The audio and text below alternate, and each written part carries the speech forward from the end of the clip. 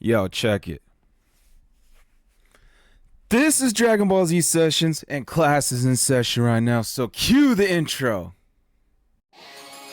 So look, after the great king Akira Toriyama died, I bought Dragon Ball Z Kakarot to stream it online.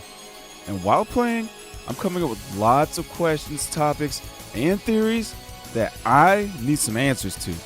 And I'ma get them. The topic for today's video is: why didn't Frieza kill Nappa, Vegeta, and Raditz?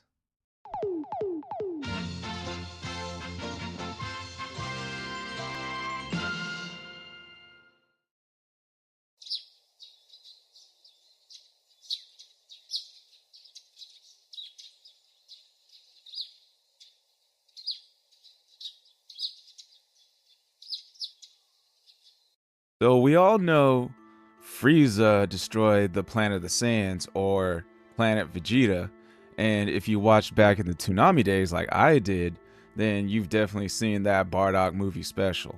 I don't know exactly what was said, but it went something like this. Bardock flies toward Frieza. Frieza's army piles on top of Bardock. Bardock bashes through all of them, blasting them all off. And when Bardock gets to Frieza, Bardock is like, "Frieza, we're sick of your shit. We're through." Oh yeah. And one last thing. Charges up his little spirit beam, throws it at Frieza. Frieza over here, I don't even know if he even sees or hears Bardock at this point, but he's chilling, just charging up his death ball, and it's one of the big ones, the size of a crater, or bigger. Throws it at planet Vegeta with Bardock and his little energy beam in the way. When his little energy ball collides with Frieza's death ball, it dissipates immediately. And Bardock is like flabbergasted. He's like, "What?" And then we all know what happens next. Death ball collides with Bardock, killing him, then collides with planet Vegeta, destroying 99.99% of the Saiyan race. Then, a few years ago, I can't remember the exact year, but they came out with the Super Brawly movie. They kept that Bardock part in there, and they depicted it basically the same way. But after the calamity of planet Vegeta, Raditz, Nappa, and Vegeta were all left alive. And Goku too. But Goku, he was an anomaly. So, we're not really counting him why he was left alive, because Frieza didn't even know of his existence or his whereabouts. However, Nappa, Raditz, and Vegeta served directly under Frieza over the years. He was sent to planets to conquer for Frieza. Frieza was fully aware of their presence. So, if he really feared the legend of the Super Saiyan, why did he keep them alive this whole time?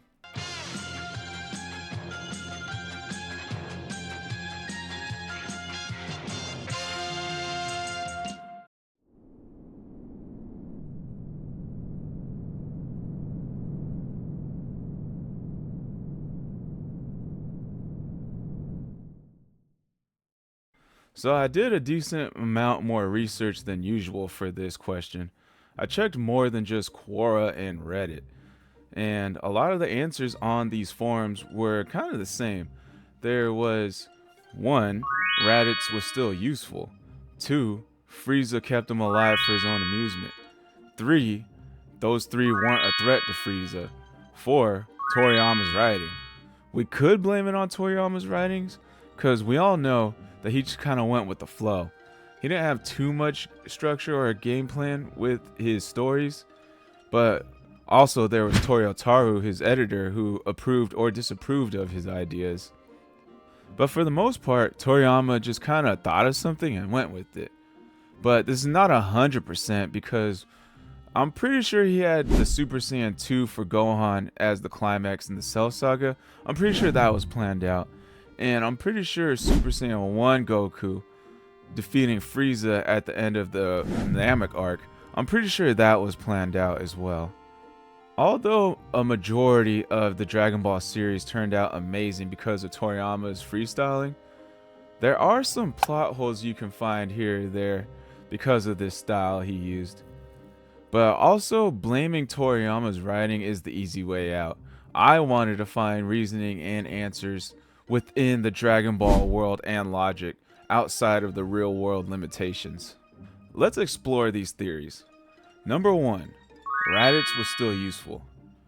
Remember, back then, they still had the Uzuru form, or the Grade 8 form, which multiplies all the Saiyans' power by 10. And Raditz, at this time, his power level was hovering around 1000 to 1500. So, in the Uzuru form, his power level was around 10,000 to 15,000, which would make him a lot stronger than a lot of Frieza's army members. And then you could argue, what if there's no moon on a planet? You could also argue, what if he can summon a fake moon like Vegeta did? Just some food for thought. Number 2, Frieza kept them around for his own amusement. We all know Frieza is a diabolical character. He has iconic phrases like, "Dance, monkey!" If play with your food was a person, Frieza would definitely be that guy. He kept Vegeta around as a trophy, the prince of all Saiyans, as a lapdog. And for that to be of his amusement is not entirely out of his character. Number 3. Those 3 weren't a threat. It was a probability and numbers thing. Frieza feared the legend of the Super Saiyan, and a whole planet of Saiyans, any one of them could turn into the legendary Super Saiyan. But after destroying them, a measly 3, the chances of a Super Saiyan are very low. And he can keep a close eye on them to make sure none of them turn into the Super Saiyan or become strong enough to oppose him. This theory in my book is a pretty good one. All of these theories, they're great. But there was one person's comment, tiny little comment, that just tingled my brain.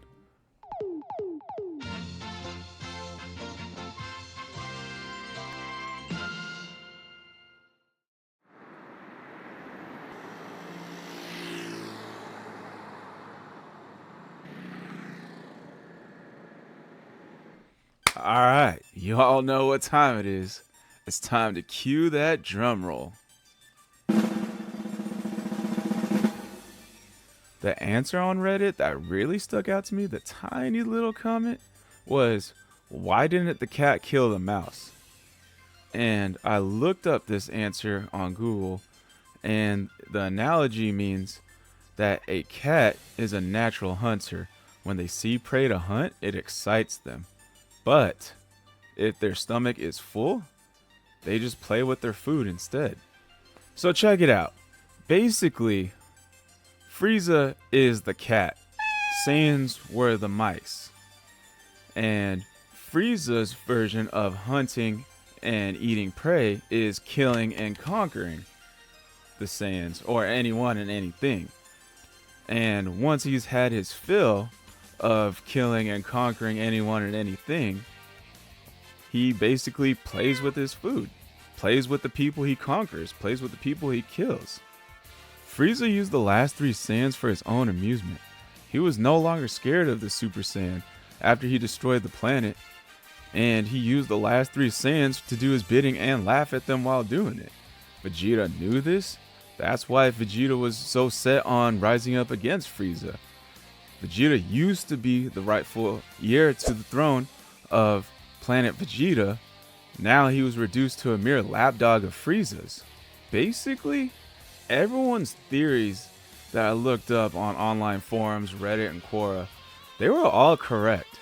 But it was just that one comment, why didn't the cat kill the mouse, that just tied everything together for me. And that's my reasoning and explanation on why Frieza didn't kill Nappa, Raditz, and Vegeta. If you agree or disagree, let me know in the comments below.